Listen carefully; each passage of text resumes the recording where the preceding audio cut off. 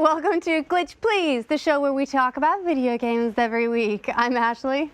I'm Ben. This is Ben. Aren't you normally over there?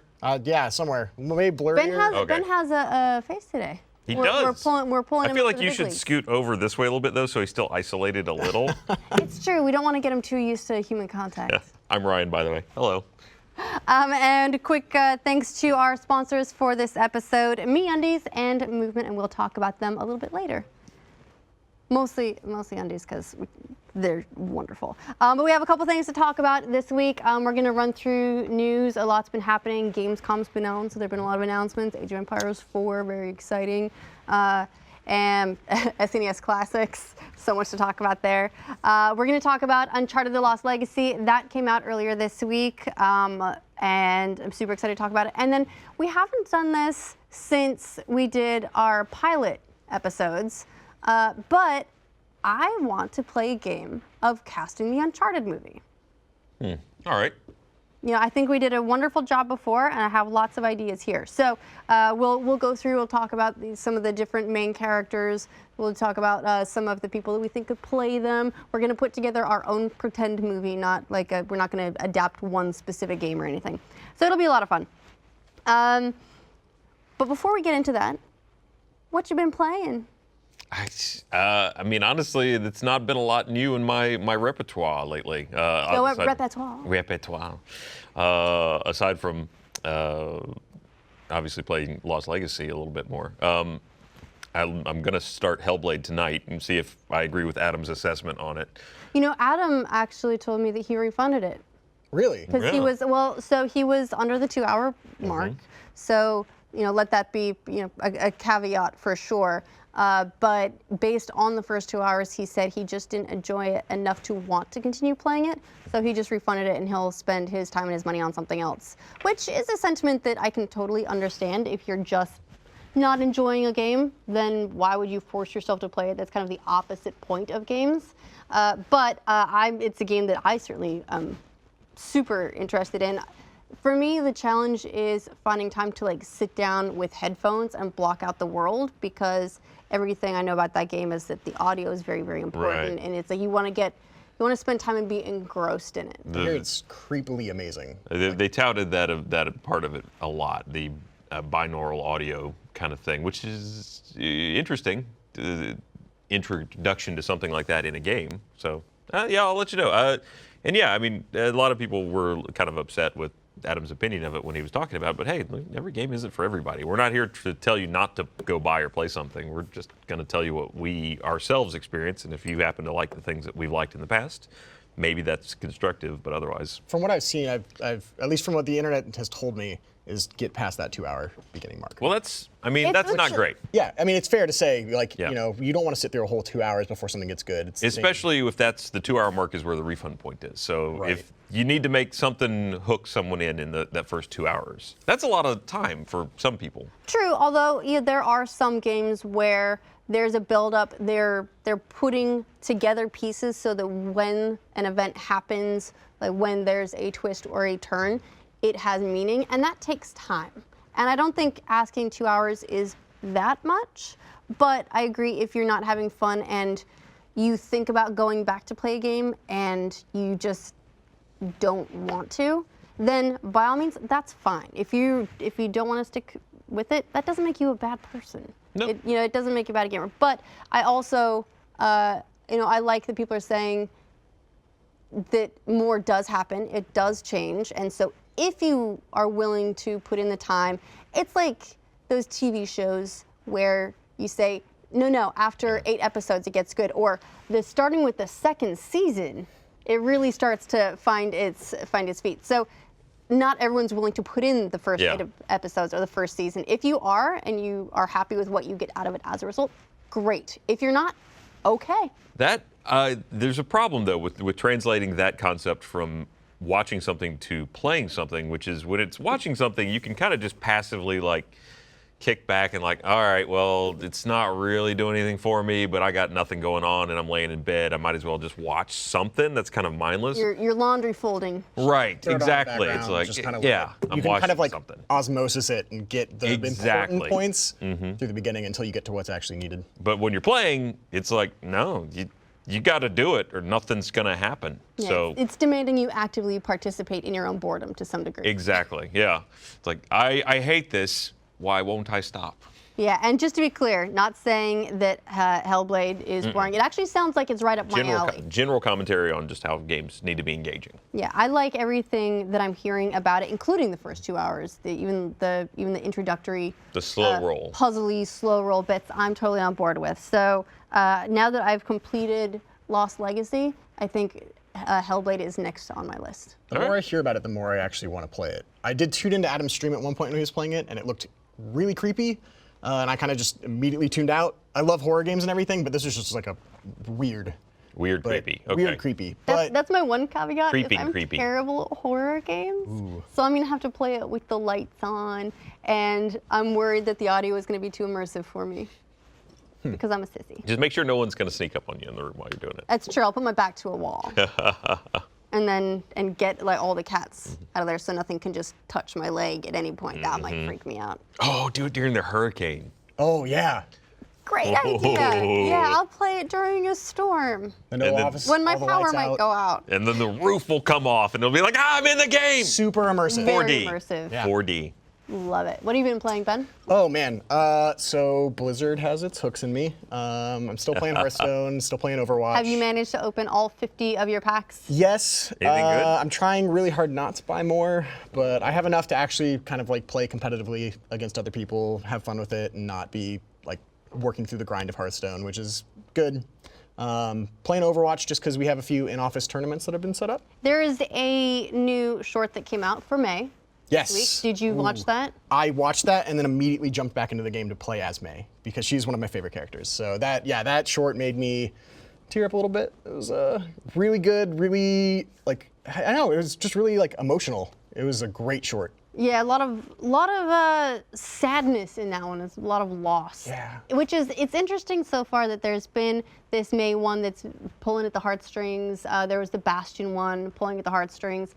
The game itself seems so upbeat and high energy, and then they put these shorts out that make you sad for everyone. The game, Blizzard just does such a good job for a game that has no story, actually developing these characters and throwing so much story into their cinematic arcs. Well, let's say it has no active, ongoing Correct. storyline necessarily. Not that it doesn't Right. have story, because I think people might disagree with you on That's that. true. Fans have jumped in and they like have tied together voice lines from every character to determine like who has what relationship with who, like what Genji and Mercy's relationship is. It's insane, and I actually love following that. The shipping is strong with Overwatch. Oh man, so much. Yeah, for a game that is just a versus game, fans have really rallied behind it for what the story is. But besides those two things, Blank slate until they release a short, you know. yeah, that's true. I mean, Hearthstone released a short as well, along with that May trailer. I don't know if I got buried with that, but it's Yeah, just. I haven't heard nearly as many people talking about the Hearthstone stuff. It's I guess it's just a short about a young girl that kind of is like walking in the snow and finds this Hearthstone box and opens it, and all of a sudden she's in the tavern where everyone's playing Hearthstone. It's this big, joyous, momentous occasion where like a song breaks out and they're talking about Hearthstone and singing about it. And So, girl walking alone gets abducted into a place she shouldn't be. Interesting. All right. yep, Look, So it sounds like an Amber Alert. Well, look, I can be walking along, and at any moment I might end up in a bar. That's a good day. That's my phone ringing, going, be on the lookout for a Hearthstone box in a forest. Just don't pick it up. Whatever happens, don't pick But it yeah. up. Other than that, I also finally started Horizon Zero Dawn. Thoughts so far? I really like it. I think I've had enough time between Zelda and Horizon Zero Dawn for the like open world climbing aspect to not affect me as much. I got to the beginning portion through, I guess, I got to the first main boss, defeated that, and I've loved it so far. I can't wait to be sucked up into that. Are you still in the starting valley? Yes. Okay. Yeah. I did not expect how much world there was going to be outside the starting valley once it opened up. It's I mean, one of those games that like once I saw how big the map was. Like for Assassin's Creed, immediately when I saw it, I just started marking things so I can go explore them and open up the map. I'm going to immediately do that with Horizon Zero Dawn. I'm going to go mark as much as I can, explore all the map, and then once I have everything unlocked, go back and actually do the story. Yeah. So what about you? now, are you playing PS4, PS4 Pro? PS4. Okay. I've been playing Uncharted The Lost Legacy. I finished it last night. Which I'm loving. We'll talk about that, more later. Other than that, I actually haven't played too many other games this week. I had a very real life weekend, which is unusual for me. And do you ever get frustrated that you have to do productive things and don't have time to just be a lazy bum? Actually, I have 2 children at home. There's no such thing as being allowed to be a lazy bum for about another 10 years, I think. Yeah. That's my life right now. For me, the weekend was Goldfish. Goldfish. It's not specifically gaming related in any way, actually, but on the podcast, I think Bernie was telling a story. When we bought our house, it came with fish. There was a koi pond out. Odd. I know. Oh, it's an external. Yes, Okay. there's this koi pond out front. Well, it's not a koi pond. It had koi in it, which made it a koi pond. But it's just a little. They do sort of define the little pond. pond with a fountain. And the previous owners, where they were moving, they didn't have water, so they said just like keep the fish. Here's fish food. You feed them. Pretty easy. So I've had fish, and I've become very emotionally attached to the fish. And So someone. no little I heard spears for impromptu spearfishing or anything. No I spear heard fishing. something happened to the fish. Something did. Someone, we don't know who, decided to be helpful and top up the water levels in the pond with a hose, and forgot about it, left it running, Oh, no. and also didn't treat the water. So by the time Bernie and I got home from work, pretty much all the pond water had been replaced with hose water, which is chlorinated, and the fish had died. Oh. So our fish all died. So it's been several weeks of a grieving process, and then over the weekend we decided to begin rebuilding, and we went and bought a whole bunch of goldfish instead of koi, because they're very hardy, and we're not ready for the emotional commitment of big fish, so we're getting a whole bunch of little Very fish right hardy. Aren't the goldfish the ones you get at the fair that die in a week? The goldfish are actually super, like they're very livable. Resilient. It's that they don't belong in fish bowls, for example. okay. So we got a bunch of goldfish. I think we're gonna try and get a bunch more to just add to the pond and have like a nice glittery school of fish in there. So what I'm that's hearing what I is spent all over weekend the doing. weekend you did real life Stardew Valley. Kind of. Yeah. Kind of. Minus the crops. Yeah. Or the mining. Or the fighting of enemies. We'll get you a sword and a pickaxe, so next weekend you can actually go out and do those things too. Perfect. Yeah, don't tell Brian. Yeah, so I did that instead of playing too many games. So just the one game for me for this week. But The game of life. the game of life. But it's been kind of an eventful week because Gamescom has been happening. So I think we can pretty well hop into the news, but I'm gonna need, there's so much, and some of the news is really crazy what's happened. So I'm gonna need you to hold on to your pants, all right? Especially if they're MeUndies. Are they MeUndies? They're not today. You're not wearing MeUndies today. No. Man, I wear MeUndies like every day. I wear them most days, but not today. You go talk to that underwear fairy. You need to talk to the underwear fairy, because the underwear fairy hasn't glorious. visited us in a while. Yeah, I think we I might think need she's to. getting lost. Well, maybe after this, because this episode of Glitch Please is sponsored by MeUndies, and everyone should have a pair. Good underwear, it helps you feel like really confident. You feel when you're wearing like really fun underwear, like you're walking around like, I got a cool secret. And you just, you feel good. MeUndies is the most comfortable pair of underwear you'll ever own as well. So you feel awesome, and you're gonna feel really comfortable. It's made from a sustainably sourced, naturally soft fabric that's 3 times softer than cotton, and it's also super breathable. They've got all kinds of crazy patterns. They've got like pandas. They have new patterns every month that they switch out. And so whatever your preference for underwear type is, they've got it. Also for cuts, boy shorts, bikinis, thongs, something for everyone. Boxers, boxer briefs. The you boy name thongs, it. eh? Yeah, you're rolling in with the boy thongs? I don't know. Never tried one. Definitely need to go talk Well, to the underwear fairy. maybe talk to the underwear fairy and sort you out. There's so many different types to choose from for every mood you can possibly have. And once you feel them, once you get them on your junk, you're gonna love them. They're super comfortable, super touchable. Wink, wink. And so they will set the tone for your day. Right now, MeUndies has an exclusive offer. Get 20% off your first pair and free shipping. Just go to MeUndies.com/glitch and get your pair of underwear. So 20% off, first pair, free shipping. And if you decide that you don't super duper love the underwear, that's fine. You can keep them. They don't want them back. And let's see, limited time offer, so make sure you get them. Also, make sure you check back with MeUndies regularly because they do add new patterns all the time, and they're super fun. So that's MeUndies.com/glitch for 20% off your first pair and free shipping. Those things are so comfortable. They're great. All right, let's talk about the news.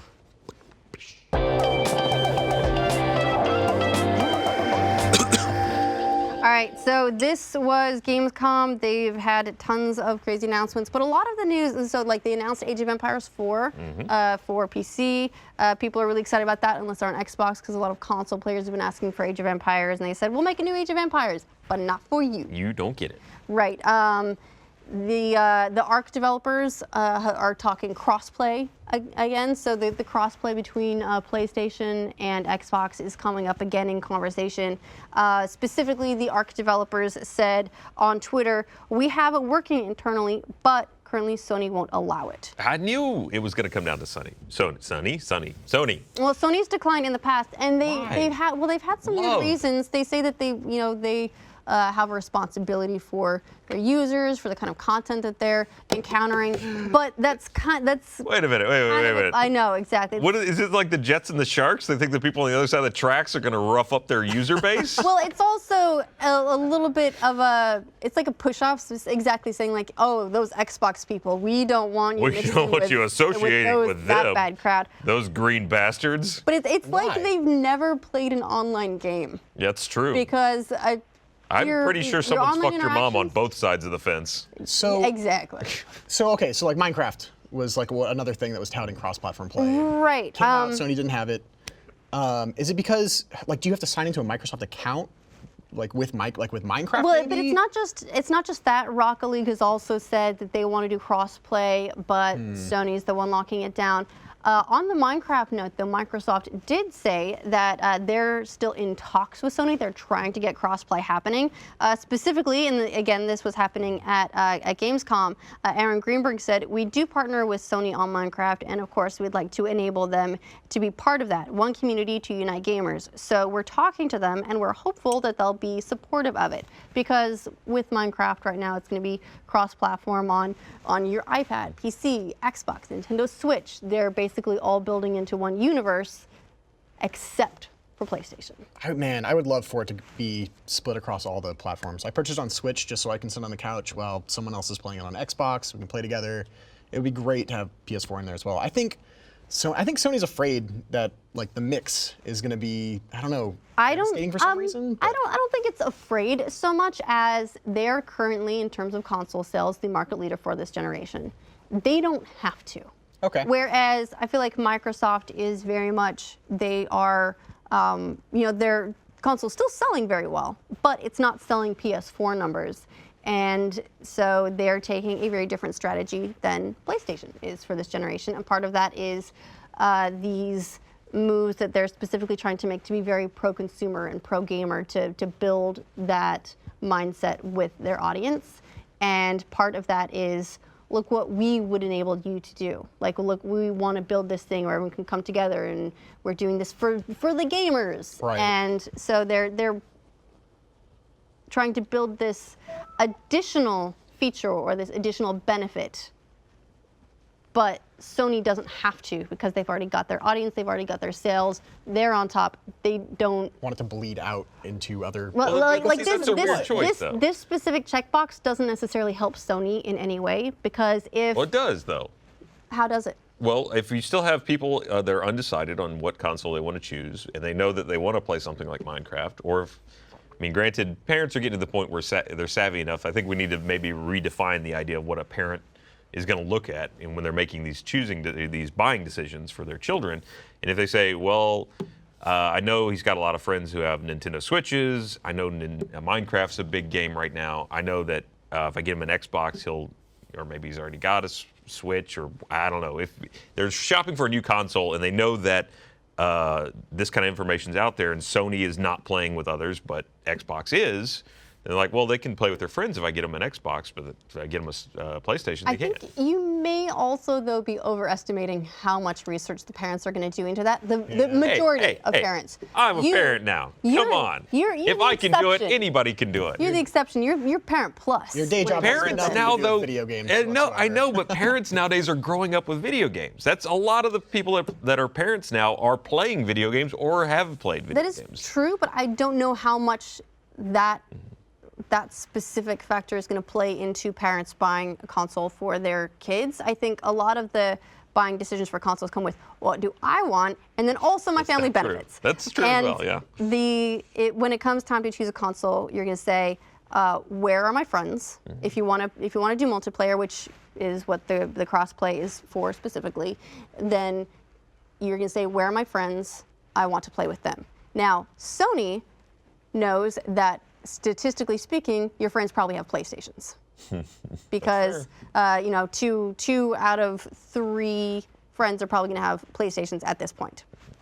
And so they say, well, we could enable them to choose either or and play with the same group of people, or they're going to go with where they have more friends, which right now is probably PlayStation, and they're going to pick our console over Microsoft's. But Microsoft's version of this, I mean, it's not an insubstantial thing that they're making crossplay between a console and PC a reality again. That's true. I mean, again, we're obviously this company's heavily Microsoft influenced. You say things like this, and a lot of people will just tune you out because they're going to say Microsoft fanboys. I'm pretty much platform ambivalent. If anything, I'm a PC leaner. Just looking at it from the outside, I will say that does seem like a smart move, though, because everybody basically has a PC. Not all of them will be a gaming PC, but it's hard to find, a lot of households that don't have at least some kind of computer in them these days. And being able to make those people have the option, as things get slightly better technologically, of playing with console people, that's going to be huge. If they can make it stick, which they're not having a great success with. So my thought process is like PS4, I hear a lot is like that's the platform for exclusives. Like Horizon Zero Dawn, the Uncharted series, etc. So if PS4 were to open up their ecosystem to other players, that's just, I feel, more incentive for people that are playing on PS4 and with their friends saying, oh yeah, I'm playing on PS4, I'm gonna go play this other game, and that kind of spreads the word on what PS4 has. So I still don't understand why why Sony wouldn't want to open that ecosystem up. Well, and there's one other element too, when you talk about crossplay specifically between something like Xbox and PC that we haven't touched on yet, is that when you do have a slightly smaller user base, the other benefit to crossplay is that as the people who are continuing to play a specific multiplayer game, it tends to taper over time as people move on to new games. And so the active user base in games grows smaller. It can be more difficult to find matches. By enabling crossplay and saying users on PC and on Xbox are all now in the same pool for multiplayer, so you're doubling the pool essentially. So you are creating more usable, I think, long-term multiplayer game because the people are all together if they're active, taking all the small and can get in and matches. just push them together. Right? Exactly. So that is a benefit. Again, that's a benefit that mostly helps if you have the smaller user base on one platform. You can put them together, and now you've got a much larger user base. That's helpful. The downside, I think, to what Xbox is doing with their PC, Xbox crossplay and cross-buy is you get people like Adam, who's not here today to talk about it, but he's said in the past he sees less reason now to get an Xbox because he has a PC, he'll just play the game there. And so it does, to some degree, remove incentive for people to buy a console if you've got a PC. I'll tell you, at least for crossplay specific titles, I'm sorry, not crossplay, but play anywhere titles, it doesn't necessarily remove the incentive because trying to deal with Microsoft Store is not great. There's still that barrier. It's real bad. What you have to go into to get that game downloaded and installed and updated. And I mean, the main thing I come down to when people come between PC and consoles is, do you want to mess with drivers, updating a card, like all of that. Their store is not user-friendly at all. It's atrocious, especially it takes, I think I had to at one point look up, how do I get to a game I already own? I had to completely reinstall the store once on my PC. Well, I remember. Oh, did it do that? Throw that error code where it Yep. just wouldn't launch? I just couldn't download anything. I've had that couldn't happen update too. Anything, couldn't access any of the games that I purchased through it. I haven't tried it for. I haven't tried to do the Play Anywhere, just like switching between platforms, really since ReCore. But I remember at that time I had to go and manually find. It was the Creators update for Windows 10, and manually download it because it was gradually over the course of several months rolling out to the entire Windows 10 user base. If you didn't have it yet, you couldn't do the Play Anywhere stuff, and so I had to figure out why it wasn't working, manually download it, and then go get it working. So I agree, it's not easiest, it's not cleanest cut, but if you say, sure, Halo, let's just use that as an example. That's like the iconic Microsoft franchise. Would love to play Halo. Should I buy an Xbox? Oh, look, I don't need to. It's So true. it does remove that incentive for a lot of people if you say, may as well just stick to my PC. It's true. Yeah. But they're starting to move out of the idea of a console as purely necessary as a gaming environment, but more of a convenience gaming device. Sure. It's still way easier to buy a console and throw it in your living room than it is to buy a home PC and manage it. It's just like a cable box. I mean, those things are way more convenient in a lot of ways if you just want to be lazy and just have something that'll work. I agree, although consoles are getting a lot less convenient. You think so? Well, between a lot of there are a lot of things you don't have to deal with. You don't have to go and manually find the newest, best driver for your video card. It just says there's an update for this game, there's an update for the console. Got to download those. But the firmware updates for the consoles are coming much more frequently. So if it's been, a week or two since you played a game on it, you turn it on, and as you have to do that before you can even get to your console, then you go into the game. There's game updates as well, so you've got to download all these different things. And with the size of updates now, it can be a pain because oh great, well I'll just sit here for the additional 13 gigs. I mean, a lot of that happens in the background though. If you don't fully power down your console, You have it set up right. Yeah. You can bypass that. it'll That's just also do it something, when you're not around. That's a further thing though. Someone's Yeah. going to have to know to do. Like if it's a kid that's sitting down to play that Yeah. might not know the UI of Xbox and know that to set that up, and if it's a parent that's sitting down for the first time, that's just opening it up. And you Also, the even if dashboard on you- the Xbox blows, right? And Yeah. even if you buy physical games, so that theoretically you put it in and you play, that's not the case anymore. That also has to install. So it is still more convenient than PC, or a bit easier, a bit less hands-on. But it's not you put the disc in the box and you play the game anymore. It's not quite that simple. I will say, I wish consoles would finally get at least a console that would have a UI that was not terrible. Xbox has gone through some iterations where it was like, all right, this is okay. The current UI is not great. The Sony UI, at least they don't futz around with it much, but it's still not great. In terms of, there's so many things from one or the other. I don't know why honestly, the closest maybe to a semi-decent layout in some ways is probably Nintendo right now. But the Switch, at least you can have it set up so it's like I turn it on. It's like, here's the things I want right now. Xbox, it's at the bottom of the page. PlayStation, it's like, well, here's just a list of shit. Online, like with the next Xbox UI update, it's every time a new update drops and the people see it online, they've already mocked like this is how it could be better. Right. Just because it's terrible. Yeah. Yeah. Even with the next one, I've seen 5 or 6 different iterations of what it could do to just be a better UI.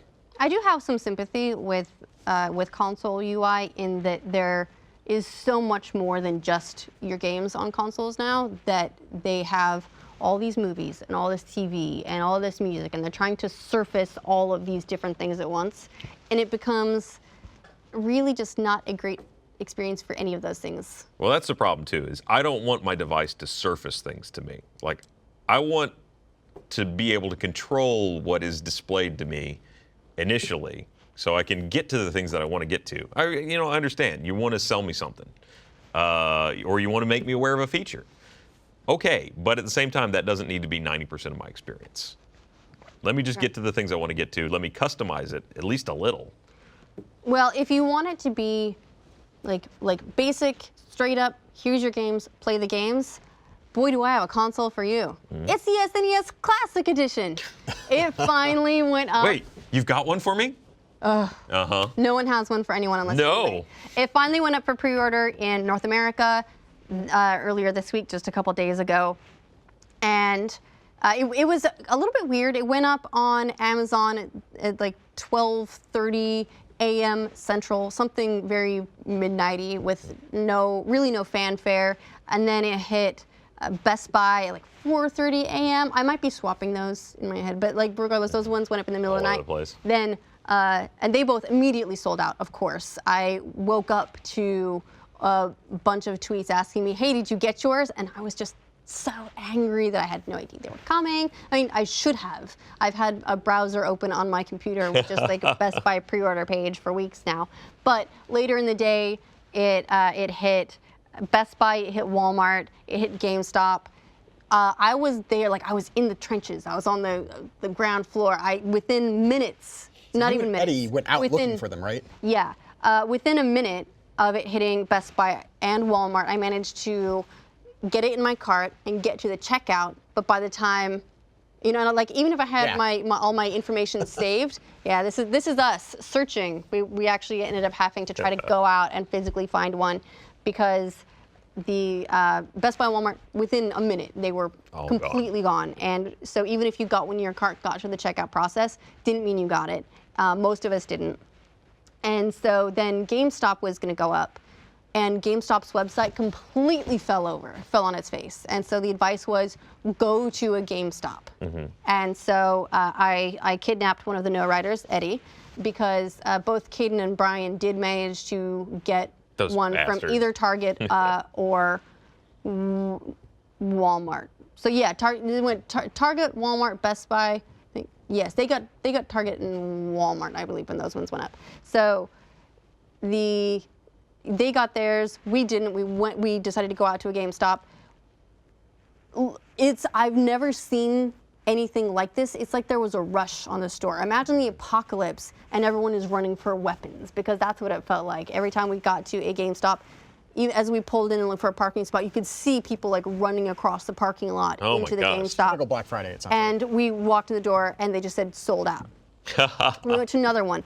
And we got to a point where it had been maybe a half hour since GameStop's website fell over. And the next GameStop we went to actually already had a sign up on the door saying, we're sold out of them. They had time to run out, make a sign, print it, and tape it to the door. So they didn't just handwrite it. They got some fancy stuff. Yeah, they Kinko'd that thing. They did. Nice. So this is just pre-orders, right? Like, because the system is launched till the 29th, I think? Mm-hmm. Yeah, it comes out next month, and it was just absolutely mental.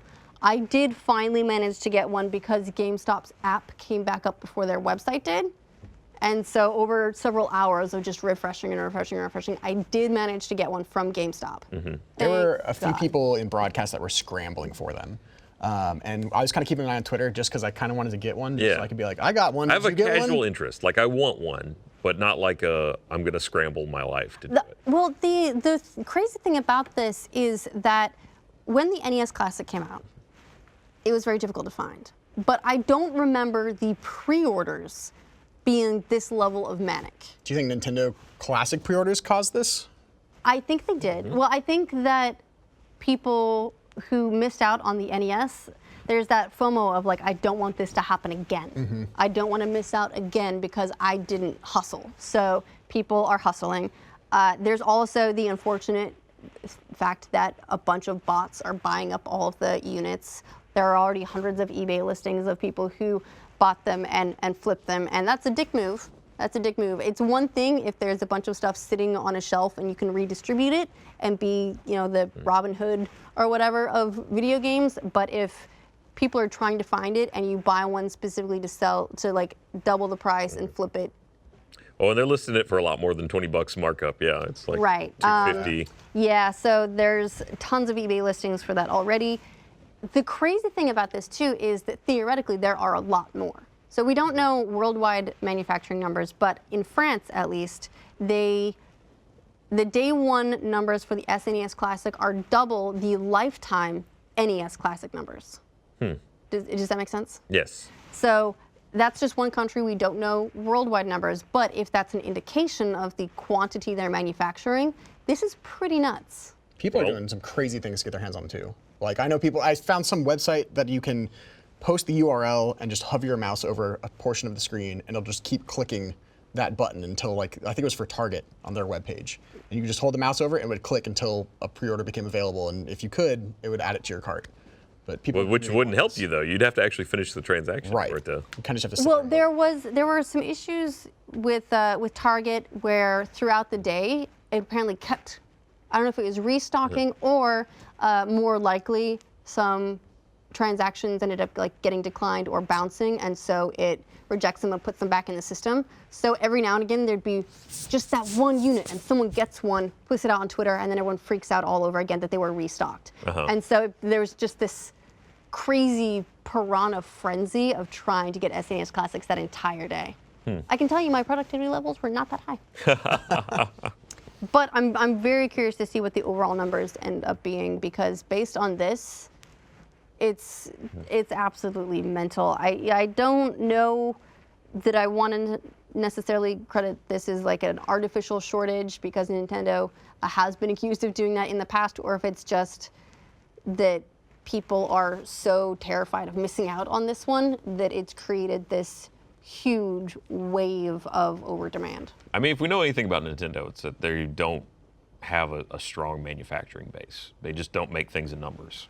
That's always been an issue with Nintendo. They don't They've make a been doing lot this of for a things. while now. Yeah. You'd think they'd have it sorted out. I mean, I don't know what, you know, it's a weird thing whenever you go to get something manufactured, and that's a whole lot of retooling that has to be done. It's a complicated process to get a manufacturing line set up for a thing. It's also especially if you plan on running it in smaller batches. It's also they don't really need to. I mean, they should absolutely, but I mean they're selling their product.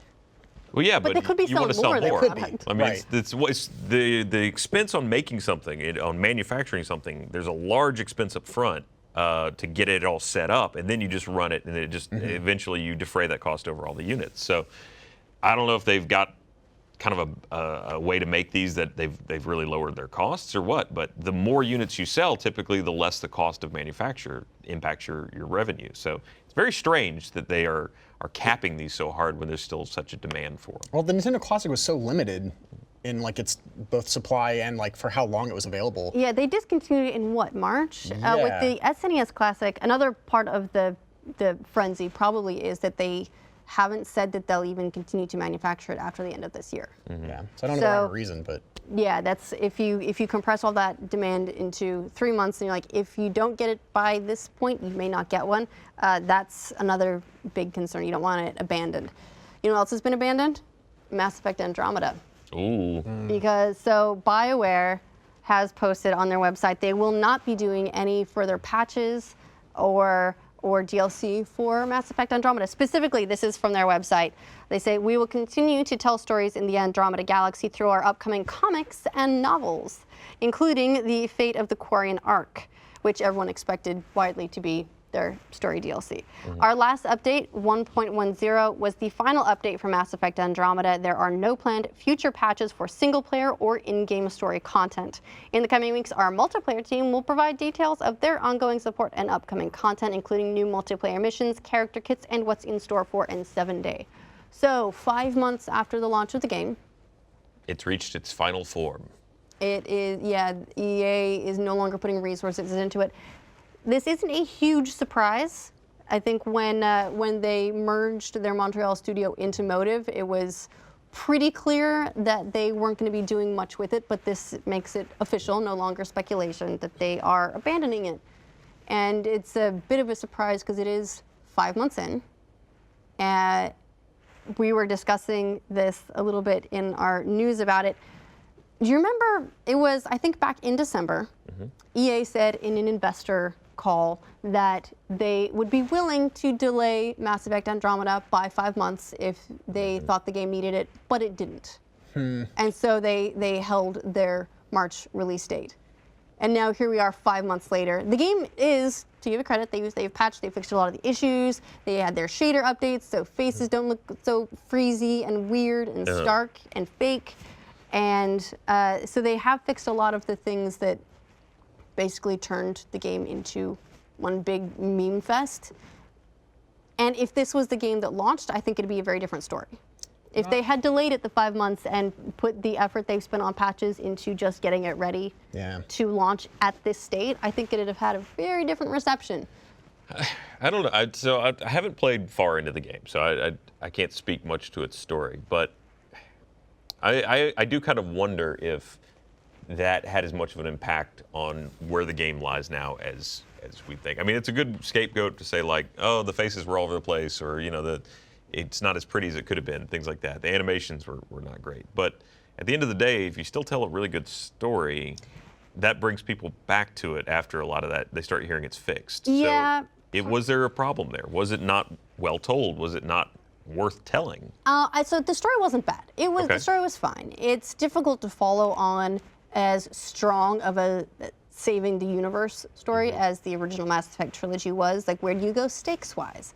And this is a very different tone. It's a very different approach. They got a whole bunch of their Dragon Age in your Mass Effect. You set off, and it's not about saving the universe. It's about establishing a new home base for humanity and building new lives. So it's different in tone as well, but also in approach. It feels, I don't know, it feels kind of weird with like the team that developed it, and because it feels like maybe they were just really focused on Anthem. And maybe Mass Effect. Well, Edmonton was very focused. They put their A team on Anthem. Yeah. And so, I don't know, with Mass Effect is such a huge franchise, I feel like maybe it should have had someone looking at it a little bit more. So was it just, I mean, again, if we discount things like animation, graphics, was it just not enjoyable to play? It was actually not bad to play. I didn't mind the gameplay. I found that to be fine. There were technical issues and bugs, and that some of which were pretty game breaking. Some of which were pretty great game baking. Grain baking. Grain baking. Yeah. I did have issues where I ended up having to revert a save by several hours. Yeah. Like to get to a point where that wouldn't have been affected, to like go back and do it again, and that's always very, very frustrating. But from the worlds were really quite lovely and varied. The terrain was all very different. The gameplay felt pretty good. The story is an interesting story, but some of the dialogue felt, a little bit ham-fisted, which is, not to say that it wasn't always in Mass Effect. Mass Effect wasn't necessarily the most subtle anyway. It's not Shakespeare, yeah.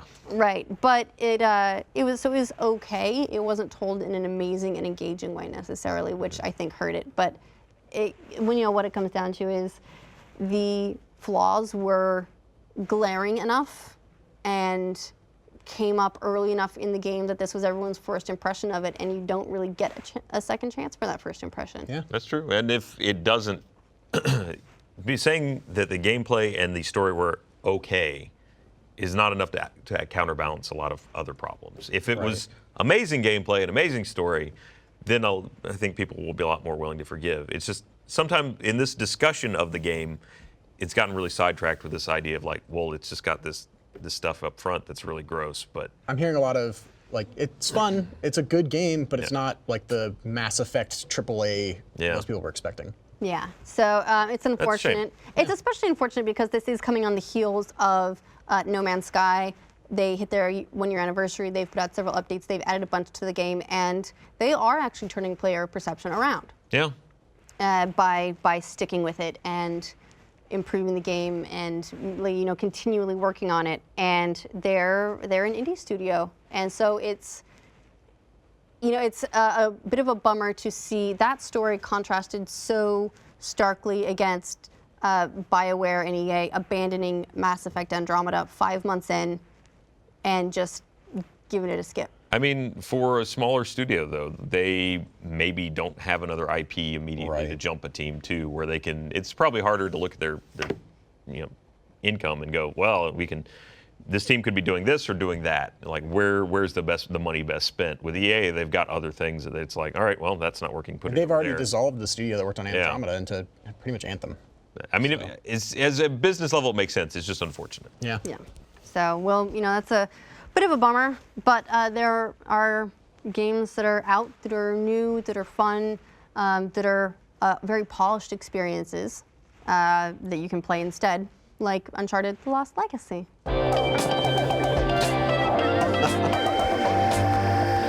You know how I know it's time for Uncharted? How? Movement Watches. Hey. It's also a sponsor of this episode of Glitch Please. You guys know Movement. They reinvented the watch business by selling directly to you with over 1 million watches sold to date. Well, they did it again with sunglasses. I actually took these sunglasses on vacation with me recently. I really legit love them. They're great. They were tired of having to pay for cheaply made throwaway shades or overpriced designer sunglasses, so they said, screw it, we'll make our own, starting at just $70. They have a ton of great options to choose from, and finding the perfect pair is risk-free with free shipping and free returns. Movement sunglasses start at $70 with the option to upgrade to polarized if you want that. So those overpriced designer brands are going to run you upwards of $200 for equivalent sunglasses. Movement figured out that by selling online, they can cut out the middleman and provide you with the best possible price. Their frames are high quality, premium acetate. There's no cheap plastic. They really are like nice and smooth. And it's weird to say plastic feels soft, but it does. It feels like really nice. They have a lot of different styles to choose from as well. If you want like classic or trendy or round or aviator, you got his or you got hers. So there's all kinds of different types, so you can find the perfect pair. Now you can also get 15% off today with free shipping, free returns by going to movement.com/glitch. That's MVMT.com/glitch. You know Movement for how they've revolutionized the watch industry. Now's the time to check out the sunglasses. So go to MVMT.com/glitch and join the movements. I got mine are like brown, like tortoiseshell frames with blue lenses. They're pretty sweet. Nice. I feel really cool. I need to get some new sunglasses. Yeah. I like having like just a pair that's in my bag I can throw on anytime. It's nice. It's nice. I Mariel mean, I had a do pair have the earlier. luxury of having a bag. Mariel had a pair earlier. I kind of really want some now. Yeah, Cool. she was wearing some on Always Open that were like black on black. Yeah. And they look really cool. Nice. She said they made her feel very vampy. Vampy? Vampy. Goth vampire. Okay, gotcha. You know, I imagine that they probably could have used some sunglasses in Uncharted The Lost Legacy because they're doing adventuring all over the place and they want to shade their eyes. But you know, We already threw it to this though. I Salted did. way. I did. In all honesty, though, so Uncharted: The Lost Legacy came out earlier this week. This is it started out as DLC, went to a standalone game. It's a follow-on from Uncharted 4.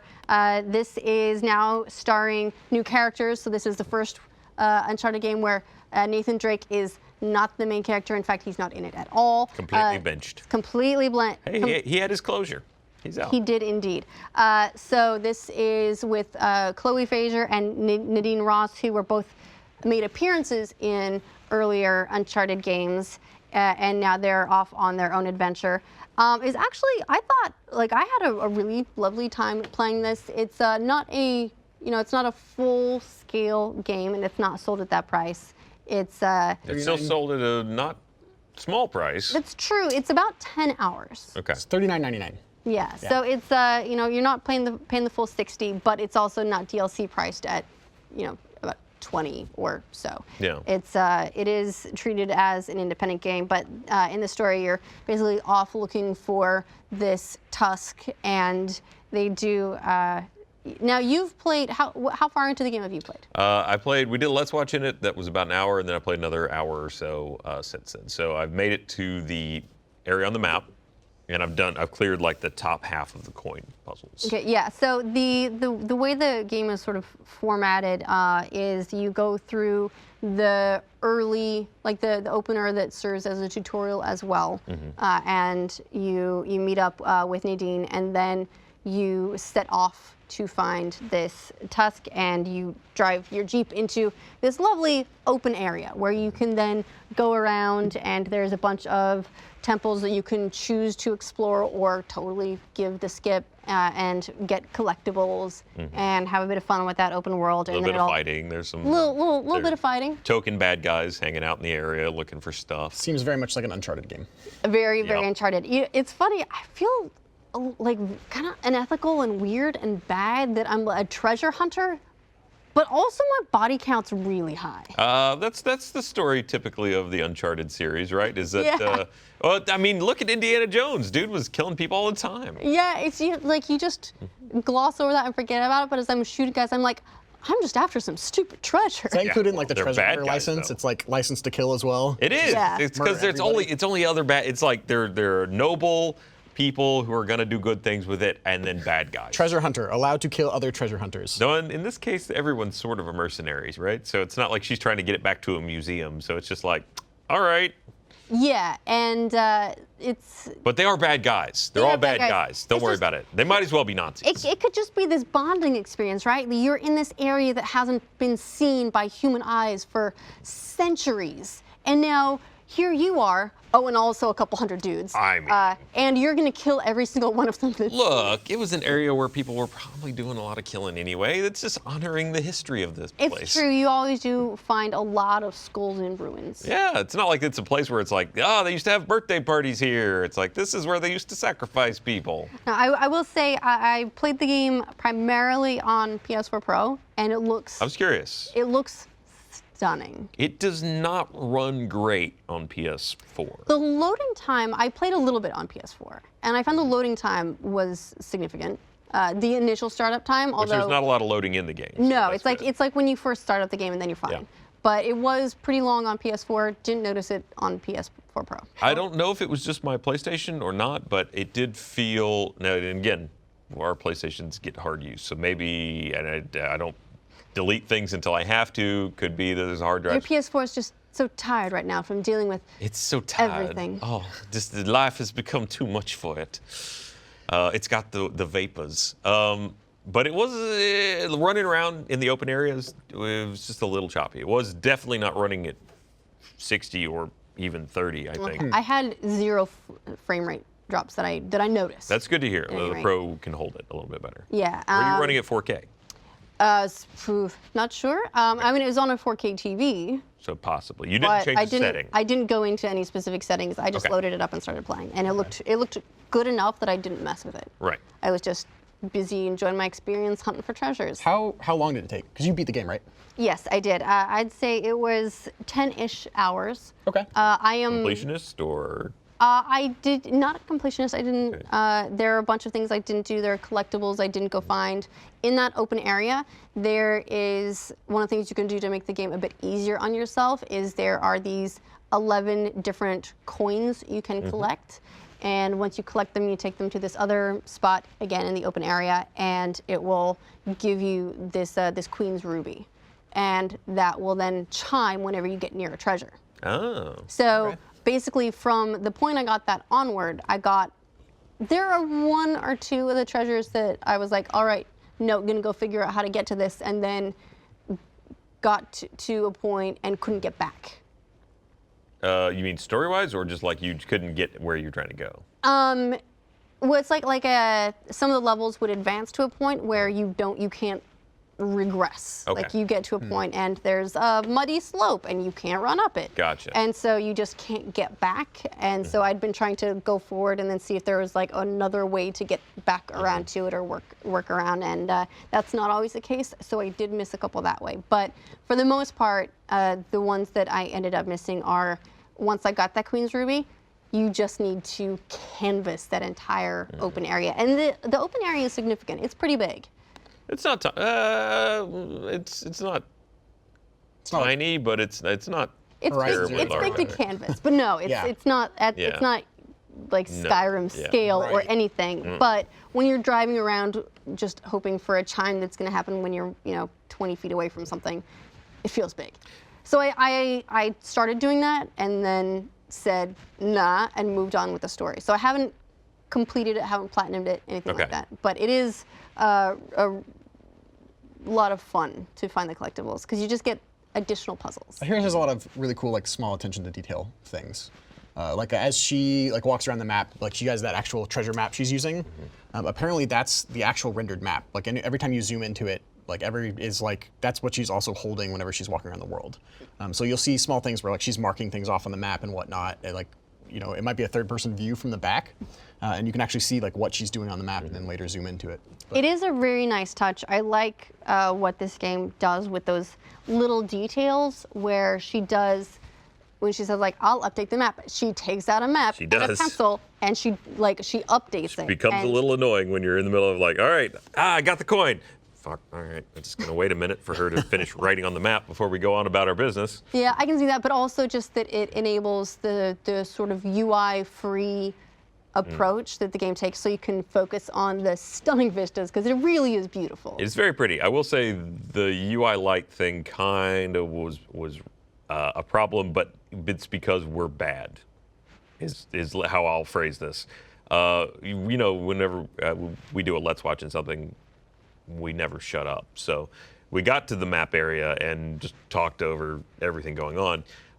So when I go back to try and play some more to figure out what I'm supposed to do, I have no idea.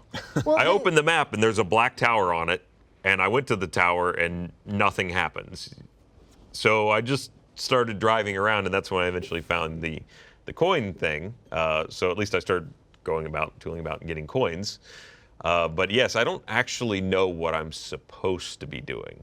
Yeah. So the nice thing about that is the game will try to help you out if it figures it's been a while since you've done anything remotely productive. It does have optional hints. It's got Nadine, who will be like, that's great and all, but we should really go check out those big buildings over there. She did do that to me a couple times. It'll also, after a while, if you want to, purely optional, if you don't enable it, then it just stays off. But it's like, hit up on the D-pad for a little hint, and then it'll give you a waypoint and be like, go here. Again, this is entirely me being dumb, and just I sat back down to play it and started futzing around. The other thing I never found, and I think may not exist, definitely tell me because I want to know. There's not a sprint button, is there? Not that I found. I don't think so. You just can't run, which becomes a little frustrating when you're doing a lot of traversing open areas. Now they give you a Jeep to drive around the map, and that's how you spend most of your time getting from A to B is in a vehicle. And if you get too far away from the vehicle, Nadine, if she stayed with it, will drive it to you. Which, when I loaded back into the game, I was at the tower. That's where we left our Let's Watch. And the Jeep was nowhere to be found, nor was Nadine. So I had to sprint. Not sprint, because you can't. I had to just slightly low frame rate jog around until when I found the area up north that unlocks all of the coin quest, then Nadine showed up with the Jeep. So you can wander off at a bad time and lose your vehicle and your partner. But she'll show up if you do something. Right. Just be productive. There's not a whistle. Come back you can't be like, hey, what Jeep? Come Jeep. Come to me.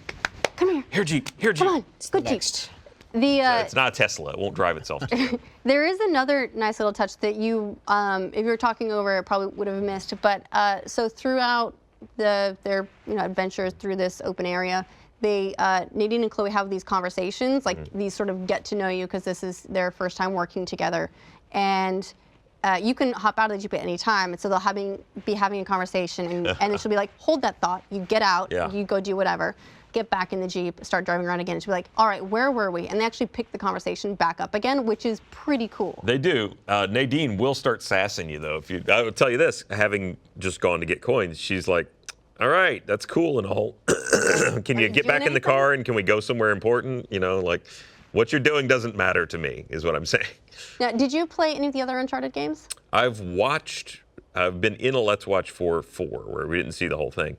I did appreciate that I know it was in no way a nod to us, but one of my biggest complaints about 4 was the constant anachronisms of these crates that have like modern casters and shit on them. It's like that bothered the hell out of me, and so I complained nonstop about it. And in this one, they do show up again at the beginning, and you push one through a roof at one point, and she's like, well, I guess we're done with those from now on.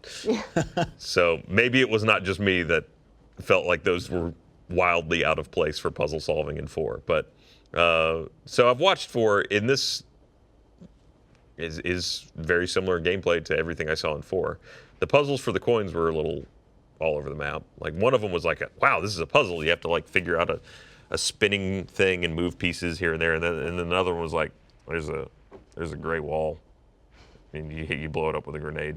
Yeah, they do vary. Yeah. Puzzles vary, but I like there are ones where you have to navigate a series, like a platform puzzle. There's a bunch of platforms in a grid, and you got giant statues swinging axes at certain intervals, and you have to, hop frog your way across. Yeah. So that's quite a lot of fun. You have the ones where you're doing spinning puzzles. There's a couple different puzzle types. Yeah. Most of them are repeated more than once. So you come and you're like, I know this one, and then you get to feel super smart, like of course I've got this. I'm a pro. I'm a treasure hunter. But they do repeat a little bit. So if you're hoping for different puzzles every time, not going to happen. Now, you played some of the earlier Uncharted? I played 1 all the way through. I played a little bit of 2. I didn't have a PS4 until about a year ago, and since then there's been a lot of other games I've been trying to jump into. So like going back to it, I've wanted to go back and play through all the Uncharted games. But looking at this, I mean, I don't know if I'd want to pay $40 for it, just from what I've seen so far. But if it were on sale, I'd probably pick it up and spend a weekend playing it. Yeah, so maybe the kind of thing to like wait for a bit of a drop. Yeah, I would probably, just from what I've seen, I would probably wait until I see it on sale. But I'd totally pick it up and just like spend 8 hours on a weekend just playing through it. Now you'd be familiar with these characters because they are from, they've popped up in earlier Uncharted games, but you're familiar with them in a different context. So earlier in the Uncharted series, Chloe is the love interest for Nathan, and Nadine is kind of an antagonist when she's running this mercenary group. So I definitely know her from 4. So Get your ass out a window. So when does this take place? This takes place after 4. After 4, okay. Yeah, so, and they actually make as they're getting to know each other, there is some callback. So if you're not really expected, if you go into this never having played an Uncharted game, you'll be fine. Okay, cool. But there are some callbacks in there that will add to it if you are familiar with them. Like, Nadine, by the way, not a fan of the Drakes. Surprise. And so, there's a little bit of conversation there, and Chloe is like, yeah, so... But I could still jump into Nathan, it and know what's going on. Not in the picture. Or not care. I mean, it's not like, at least from the story-heavy part at the beginning, it's like, not knowing who any of these people were was totally fine. Okay. At a surface level, I think that if Uncharted wants to do more of this and move beyond the Nathan Drake story, now that that's totally wrapped up, they want to try new characters and explore the world and everything. It's going to be a little bit tougher. Actually, I really like Chloe. I thought she was really wonderful. Nadine was wonderful, just as what felt like complex characters who don't say everything about them. They have backstories that they allude to, but they have their own secrets, and you get that sense, and I really like it. It is a little bit weird at some points when you're adventuring around, raiding tombs, and being like, look, it's Guy Tomb Raider, except it's girl Guy Tomb Raider again. It kind of brings it full circle, doesn't it? It does bring it full circle a little bit. So depending on like how they swing it and what characters they explore and where they want to go with it, it could be a little bit tougher sell to really fully distinguish it now that they don't have Nathan Drake as the centerpiece. I mean, now that you mention it, from behind, Chloe could be Lara Croft. Yes. Yeah. It's it feels. But she doesn't have a bow and arrow, so we're good. Yeah, totally different. But like it's an experience I'm glad that I had. I agree that if $40 could be a big ask for the time you get out of it. The one thing that may hedge the time expenditure bet on that is you do get access to basically the Uncharted 4 multiplayer. So that's all in there. I mean, if you were a fan of the Uncharted series, you probably would already have that. And it's a fun multiplayer, so you could easily spend some more hours in that if you don't already have it. Yeah, I mean, as you said, the game is very pretty. I'm not going to say with authority that it's not my PS4 that's making it run a little choppy, which is sad because when you're looking around, it's like these beautiful vistas. You don't want it to go. You don't want to do the robot? Yeah, it's just a little. It's a little distracting. It can break the immersion. It does break the immersion a little bit, but it's fun. It's been fun to play so far. The gunplay element of it's not as good. Okay. But if it comes with a multiplayer, I could see the $40 price tag being a little more understandable. it's not a multiplayer that you wouldn't have already had though if you already owned any of the 4. Okay. There's nothing, as far as I'm aware, that's special to this one, the multiplayer in this version. It's like several. Well, it started as DLC, so it's very similar to Halo. It adds more to it though for someone that just Yeah. picks it up as like a PlayStation Marketplace game. Yeah. Absolutely. Cool. Yeah, for me, I don't go into Uncharted looking for multiplayer necessarily, so I doubt I'll touch it. Yeah. But the single player was really great. And Uncharted has been it's coming up a lot more in Hollywood as well because they're doing an Uncharted movie. This one is the movie they're doing is they're doing a young Nathan Drake. They've cast Tom Holland, Spider-Man, as Nathan Drake, which is very polarizing for a lot of people who are like why don't you just have an adult Nathan Drake, the Nathan Drake that we know and love and have been playing for several years because that's what we sign on for. So why don't we put together a better Uncharted movie? I'm gonna second this. I don't have it. Okay, so we're gonna now we're gonna go through some of the major characters. Ryan, I will read you summaries of sort of like what the characters are and like how they fit into this world, and then we can we'll look at some pictures of them. I will say, to speak to your previous point though, before we get into this too far, the one good thing I can say about this idea of doing an early Nathan Drake versus a retelling of the stuff that we already have is they always mess up retelling the stuff we always have. Sure. At least this will be a story about Nathan Drake that hasn't been told and hopefully can fit canonically without ruining everything. Now, what I like the idea of is because Nathan Drake is a treasure hunter, and it's it's very Indiana Jones, very Tomb Raider. There's a lot of like adventuring to be had with this type of movie. Regardless of it being a game tie-in, I don't think it needs to necessarily like retell specifically Uncharted or Uncharted 2 or Uncharted 3 or so on. It could be this is just a a different adventure that Nathan's having. So with that in mind, we'll put it together. We won't specifically try to recreate any one cast necessarily. We'll look at some of the major series characters, and then I'm gonna go ahead and throw Nadine in as the antagonist. Sure. She ran a mercenary company. She's a great antagonist to have, right? And also we're now more familiar with her thanks to The Lost Legacy. So let's make her the antagonist. Okay. And we have Nathan Drake, main character. Elena Fisher, who shows up throughout. Let's throw Chloe in there again. Lost Legacy. Sure. It's thematic. Let's get her in there. They can have a little, love triangle. Which one is he gonna go for? We can't have Uncharted without Sully. Of course. Okay. And also Sam Drake. Yep. His brother who is dead, not dead. I know all these characters, so I'm good with that. So these are the characters that we'll look at. Nathan Drake, protagonist of the Uncharted series. You may have heard of him. He's voiced in the games by Nolan North. And as a result, Nolan North also had a significant influence on the character and the character's personality. He thinks out loud. He's snarky. He's funny. He has commentary. He has thoughts. He's a very like funny. Yeah. But also charismatic, leading dude, sense of adventure. Right. Now, the other rule I think we should have is that we're not going to just cast the voice actors. Of course. Because that I feel like that's taking the easy way out. Even though also Nolan North is not a young Nathan Drake. That's true. At this point. That's true. But Emily Rose, who voices Elena, would really be a shoo-in as far as casting for a movie. But we're going to say we're not going that route.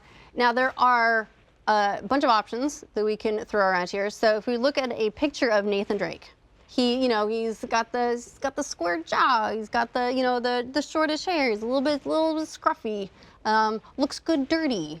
It's that chiseled, sarcastic. Sarcastic. But this is young Nathan Drake. Well, we're not doing young Nathan Drake. Oh, we're doing modern. We're doing a full-on adult Nathan Drake. Okay.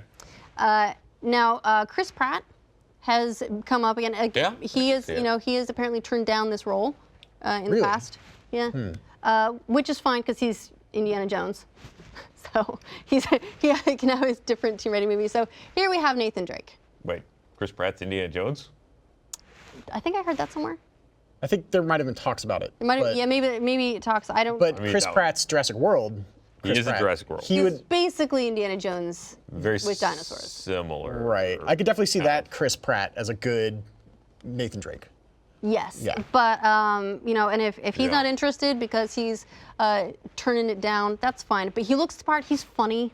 He's got the snark going on. He was a adventurer in Guardians of the Galaxy and did a great job. He may just know having better than to be in a hijinks video with his game crew. movie at this point. Oh, maybe. In his career. Now, there have been a bunch of other names thrown around as well that could be potentials. There's everyone loves to throw around Nathan Fillion. Of course. Although he doesn't have the body type anymore. Yeah. I think that he may have if this movie had been a couple years ago, then absolutely. But not to say he's got a bad body type, but he doesn't like he's not as lithe as he once was. Firefly or Firefly, sing-along blog, Nathan Fillion. Yes. was Absolutely. very I close. agree, but I think that he's doing well. Is Castle still? Running? Castle's over. Castle's over. Castle's He over? shows up Okay. occasionally in Modern Family now, and he's all over the really? place. He does, he's in Destiny 2 as a voice actor. But yeah, As much as I love Nathan Fillion, and I think like his personality and character type would be great for this role, we'll set him Absolutely. aside. yeah. Sorry, Nathan, you can do it. I would That's fine. choose Chris we Pratt have over other him. contenders. Yeah. We have other contenders. Okay. Gerard Butler. Ooh, Now, we know that he can absolutely be fit as hell. He is doing that. Not right here. Not right here. Well, but no. he was 300. He was in 300, and he was quite cut in that, So we know that he can get there if he has to or wants to. or yeah. wants to. Oh yeah. He's a little older at this point. But he looks, He looks in Gerard that Butler picture, yeah. looks, he I'll send it to really the booth. does look the part Yeah. in a lot of ways.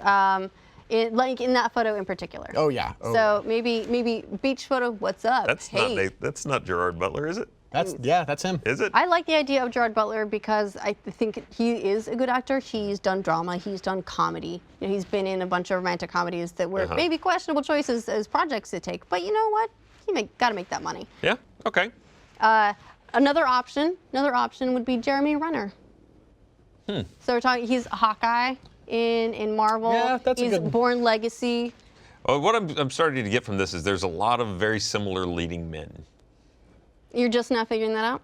I'm slow on the uptake. The high action scruff guys. Yeah, high action scruff guys are very typecast. Jeremy Renner's proven he can do action. He's not very tall though. Cast for that. We can shoot around can. that. We can. Yeah. I mean, they shoot around height things all the time. That's what Apple boxes are for. Exactly. All right. And if you're on a cliff face, you're gonna look smaller no matter what. In fact, it can just make the scenery look more epic in comparison. She's selling it. So That's true. 2 leads at the moment. 3: Chris Pratt, Gerard Butler, Jeremy Renner. Okay. I'm gonna cut Chris Pratt, not because he wouldn't be great, because he is the perfect choice, but he's already turned down the role. Okay. He has backed He's out. turned down the role. He's backed out on us, so we got to replace him. We're gonna replace him with Gerard Butler or Jeremy Renner. I think Gerard Butler. Gerard Depending Butler? on how in shape he is for the role. All right. So Gerard Butler's gonna work with the trainer and get to maybe not 300 level. I got to go Jeremy Renner. Yeah. Okay. I think he's I'm hearing his voice, and Gerard Butler has still got Yeah. that Scottish echo. Okay. Okay. Jeremy's got more of the voice tone. Okay. Congratulations, Jeremy Renner.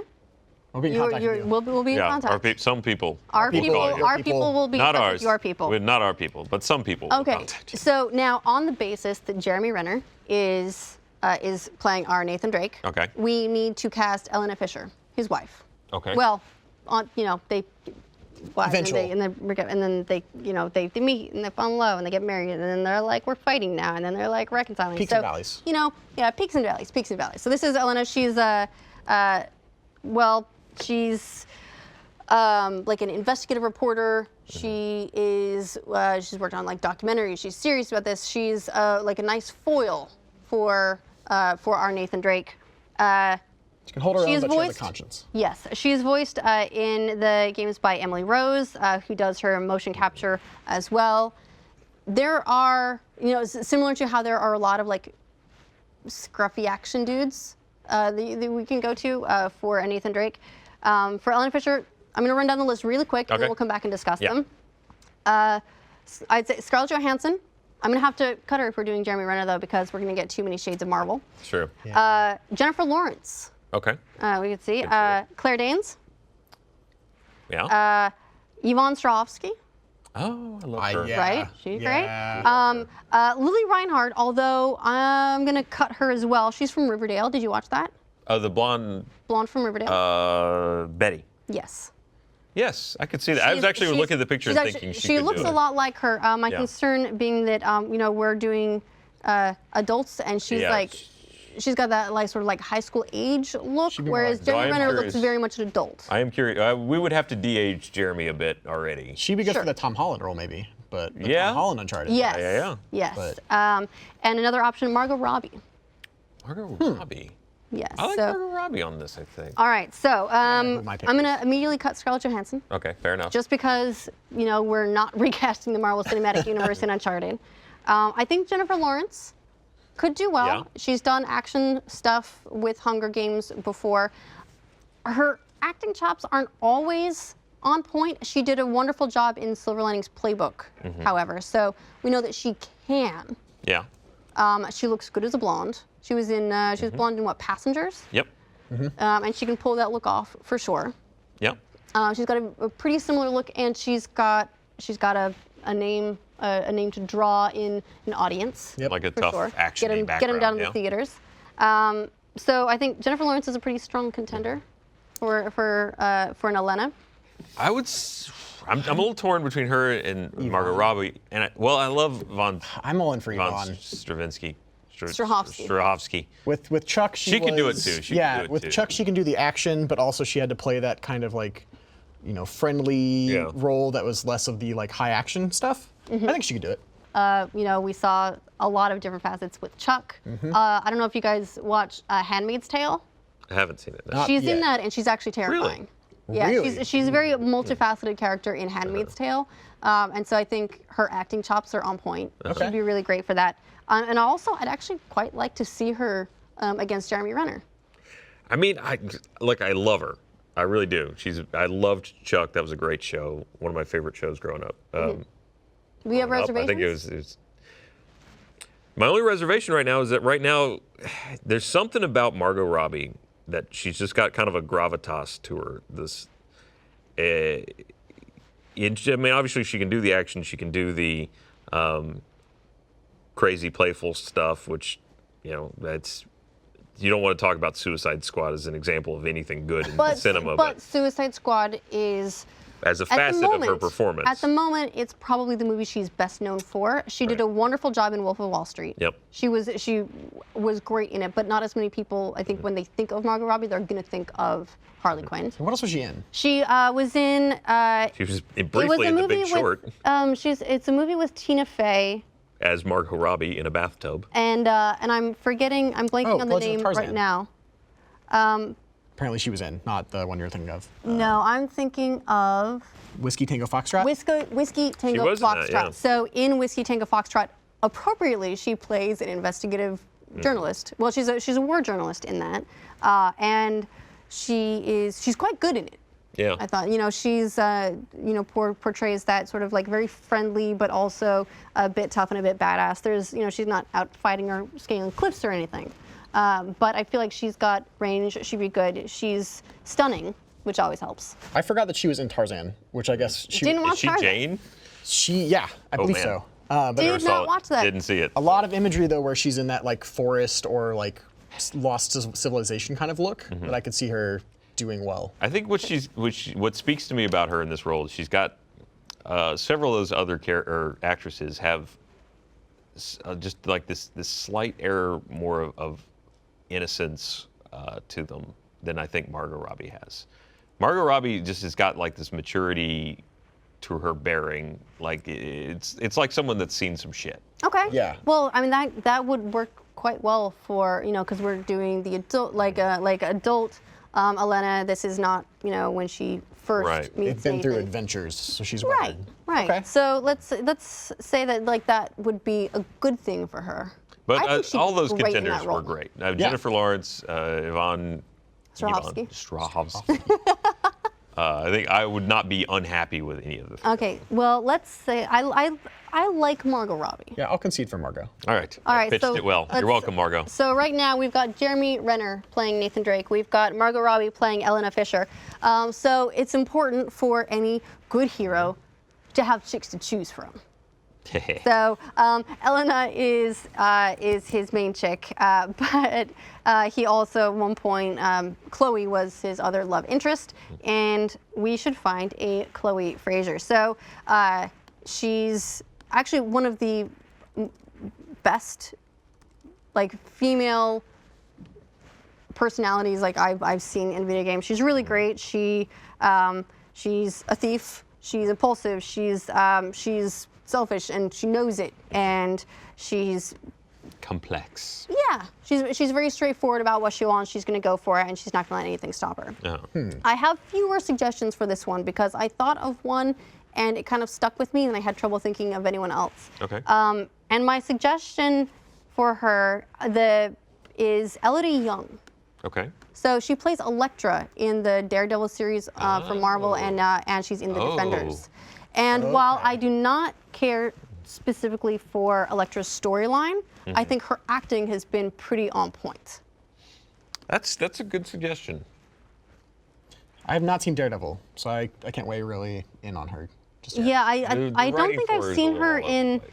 I don't think I've seen her in anything else specifically, or at least nothing that I've seen. Okay. But she's got a wonderful presence.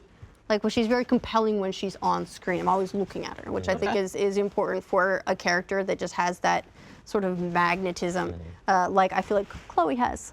So she's my number one suggestion. I have seen elsewhere suggested, and this is a very different suggestion, Olivia Wilde. But I think she might look a little bit too soft and too close in style to. Oh, you mean Olivia Wilde or Olivia Munn? I think I saw Olivia the one I Wilde saw would be was kind of Olivia whitewashing it a bit. Yeah, I agree. I'm not Yeah. sure she's to look for. Olivia Munn is interesting, Yeah. but I would immediately go in favor of Elodie Young. Yeah. Between those two. Yeah, no, I agree. Though I'd like to see her bulk up a bit for the Oh, role. absolutely. Yeah. Like get ripped. She's very live. She's a treasure hunter. I'd like to see her bulk a little. Okay. All right, and if you guys have any other she would be right suggestions, for it. people you think would make a wonderful Chloe in our Uncharted movie, leave them in the comments because I'm very curious. Like I said, I got on a one-track mind the second I thought of Elodie, so not the best there. But one of the most important characters that we absolutely have to cast for in an Uncharted movie is Sully. Okay. So Sully is a longtime partner of Nathan Drake. He's also a treasure hunter. He's kind of a father figure. He's a little bit older. He's been around. He's generally like somehow kind of broke-ish and yet able to fund all these different projects. He's rocking like a bowling style-ish shirt and like Dockers and he's got cigars constantly. Never looks like that older smooth talker. I'm just thinking, like, I look at him right there. I'm like, that's like Tom Selleck. That's like I'm Magnum PI in the modern day. It's funny you say that. Tom Selleck is one of these suggestions. He's got the stash. I mean, he's got the Tom Selleck stash. All right, so let's, similar to what we did with our Elena candidates, I'm going to run down a list of names, and then we'll come back and discuss some potential candidates. Okay. Okay, one that is a very popular choice, J.K. Simmons. Okay. Yeah. Pierce Brosnan, a la The Matador. Okay. Bruce Campbell. Bruce Campbell. Oh, Bruce Campbell. I like Tom Selleck, which you mentioned, and Jeff Bridges. Jeff. Okay. So I think we got lots of really really options. strong options for Sully. So we're gonna end up with a rockin' Sully. This is gonna Sully's, be a great movie, guys. Yeah. He's also he's got that sarcasm, kind of tongue-in-cheek kind of thing to him too, right? He's a little quippy. So Bruce Campbell, I think is an interesting one. Did you ever watch Burn Notice? Yeah. Okay, so he basically was this guy in very Burn similar Notice. to that, yeah. So in that regard, it could be a less creative choice because we've basically seen him be this character already. But we've never seen him with a mustache. Well, we've never seen him with a mustache. Yeah, I'd like to see him with a mustache to see how that would play out. See how Bruce Campbell with the mustache looks. The only possible holdup there being he kind of looks like an aged up Nathan Drake. Kinda. I could kind of see that. I just can't stop thinking of Evil Dead. So you could cause a little bit of. I don't know. you Young get Bruce some Campbell confusion. didn't look like Nathan Drake really. So That's true. He looks like an aged up Bruce Campbell. But J.K. Simmons is a very well-known, very popular character actor. He a lot of times plays a little bit more hard-nosed characters, but he does have a pretty similar look Yeah. to the Sully that we're going And he's for. ripped. And Jesus, he's- what is that? Sweet Yeah, did anyone know that Jesus. J.K. Simmons was that ripped? No. Right? But he does have a mustache The in a lot hell? of Say, roles. that's what's if you want Spider-Man. to cast the mustache, you got it. Man, J. Jonah Jameson's gonna kick Spider-Man's ass next time. Look at the Look at the blood veins. vessels. Good The God. veins. It's like he's got worms under his skin. You know what? Though the Tom Selleck is definitely growing on me. Tom Selleck for sure, because he's got that sort of. He's got to get back to that. Sort of like suave or smooth talking, very like laid back. It's gonna suit the bowling shirt and the Dockers and the cigar. He's grown into a little bit.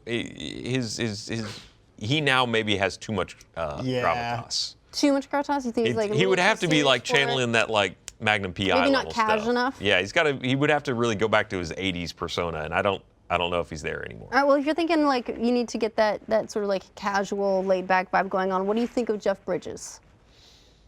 I was thinking him in like Tron Legacy. He's so all over the place. He could probably do it. I mean, like at an acting level, it's hard to really peg down Jeff Bridges. Okay, I'm going to throw. So Jeff Bridges is, first of all, he's a great actor to have in our film because he's got the name, he's got the history. Everyone loves Jeff Bridges. Everyone knows Jeff Bridges. I've just thought of another one, and oh God, I'm blanking on his name. I see his face. He's in Death Proof, and he was just in Guardians of the Galaxy Volume 2. Kurt Russell. There we go. Thank you. Can do it. Thank you. I was thinking Captain Ron as well. By the way, wonderful Kurt Russell role, but. He's got that kind of old shyster sort of You could, vibe. if you took Kurt Russell and you got that, he's got that sort of smooth talk and he's very charismatic. He's got a little bit of fast talking. I like to Kurt him Russell as well. He can rock the mustache. Yeah. There he is, rocking the mustache. He looks like that mustache especially makes him look like very much what Sully is, which is essentially a fugitive from Margaritaville. So I think that could work. Yeah. All right. Thank you, Brain. Good job, Brain. Good job, Brain. Thanks. So now we're leaving. We've made the decision that due to canonical, so we've got Kurt Russell as Sully. We've got Elodie Young for Chloe. We've got Margot Robbie for Elena, and we've got Jeremy Renner for Nathan Drake. I think our movie is really coming together. Yeah. The only thing we need now is an antagonist to pit them against. Okay. Now, maybe we'll call this like there'll be a primary, secondary antagonist the way you usually have. Now, Nadine Ross has already been a secondary antagonist, so perhaps she reprises her role in this. She's just going to keep coming up with Thorne and Nathan Drake's side. She'll, survive to annoy him another day. But she does not like Nathan. She does not like Nathan's friends. And so we're going to have her as a secondary antagonist. Okay. We'll work on the primary antagonist another time. But she is in the games. She is voiced and motion captured by Laura Bailey. She's South African. She's also talk about a lady with guns. I mean, these arms are. She's built. She's a mercenary. Rocket. She's not just a mercenary. She runs a mercenary company. She would murder me by flexing her biceps. She is. Yes. She's not one to mess with. So she runs Shoreline. They will come up, and there'll be a lot of the bad guys in our movie here. Okay. There are going to be a lot of the red shirts that our heroes overcome. Are going to be her dudes. Now, I've only got a couple suggestions here, but love to see if you guys have any additional ones. One is Natalie Emmanuel. That's Missandei from Game of Thrones. Okay. That's a good pick. I don't know what she isn't built. Like, she's not like crazy muscly the way that Nadine is yet. She can go to the gym, she can train. It worked out for Wonder Woman, but she's got a wonderful look for it. Yeah. And she's known well enough from Game of Thrones that I think people are like, oh, you're from Game of Thrones, but she's new enough that she's kind of a fresh face. I mean, I'm just looking at this though. I don't feel like Nadine should be a fresh face. I mean, she's the head of. If she's going to enter this as the head of the mercenary company, she's been through some shit. Okay. Like if you look at the character we had up a second ago, she looked weathered. She looked like she's come through fights. Not that they couldn't turn this into that, but what season of Game of Thrones is this from? I'm gonna say. I mean, it's definitely not this one. It's earlier on. She may still be wearing her slave collar. Yeah, more recent. She looks a little more weathered. A little bit more. She's an adult now. Yeah. She's got to look like she's been through some stuff. Yeah, she does. In Game of Thrones, she does tend to look pretty well put together and composed. Okay. Another option, if you feel like she doesn't look hard enough, is Tessa Thompson. So you will have seen her in the trailers for Thor Ragnarok as the Valkyrie. Okay. Yeah. So got Much more terrifying. got action chops, looking a bit scary. Looks like she absolutely could throw a punch and knock you on your ass. Okay. Yeah, I can see it. Well, we could potentially look at. Oh, I'm terrible on names today. What movie? She plays. If only we had a magic machine. She's the green lady in Guardians of the Galaxy. Oh, Zoe. Gamora? Zoe. Saldana. Zoe Saldana. Zoe Saldana. There we go. Now the only thing about her is she's quite tiny. She's pretty tiny. She's a little bitty, but she also looks tough.